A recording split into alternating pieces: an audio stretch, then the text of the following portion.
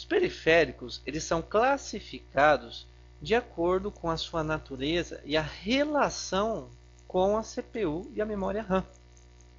Existem periféricos, por exemplo, que são classificados como periféricos de entrada, porque a sua natureza é enviar informações e instruções para a memória RAM e CPU. São exemplos de periféricos de entrada o teclado, mouse, a webcam, scanner, entre outros. O microfone, por exemplo, é um outro, o joystick é um outro e assim por diante. Tudo que você está digitando no teclado, as letras, os caracteres, eles são enviados para a memória RAM e não para o seu monitor, né? Porque o que aparece no seu monitor é reflexo do que está armazenado na memória RAM. Então, quando você digita alguma coisa, essa informação é enviada em primeira instância para a sua memória RAM. Existem outros periféricos que fazem o processo inverso.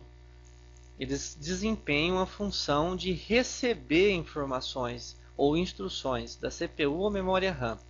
São exemplos de periféricos de saída: o monitor, as caixinhas de som, a impressora, entre outros. Então, esses periféricos é como eu disse, o monitor. Tudo que está no monitor é porque ele está recebendo informações da memória RAM e instruções da CPU. Por isso que o seu monitor está funcionando. E são periféricos de saída. Existem outros, o terceiro tipo de periférico, que eles desempenham as duas funções. Em um momento, eles enviam informação e instruções para CPU e memória RAM. Em outro, eles recebem informações e instruções da memória RAM e CPU. São eles os periféricos de armazenamento. Exemplo deles é o HD, o leitor de CD, o pendrive, entre outros. Esses periféricos de armazenamento, eles são de entrada e saída devido àquele processo que nós vimos na aula anterior de gravação e leitura de arquivo. No momento em que eu leio um arquivo desses dispositivos, é o momento em que é enviado informação para a memória RAM. Então, ele está entrando com informação.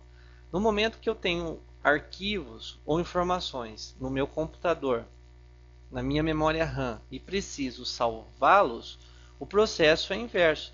É o processo de recebimento de informação desses dispositivos, né? Eles recebem o que está na memória RAM para o dispositivo no momento que você salva.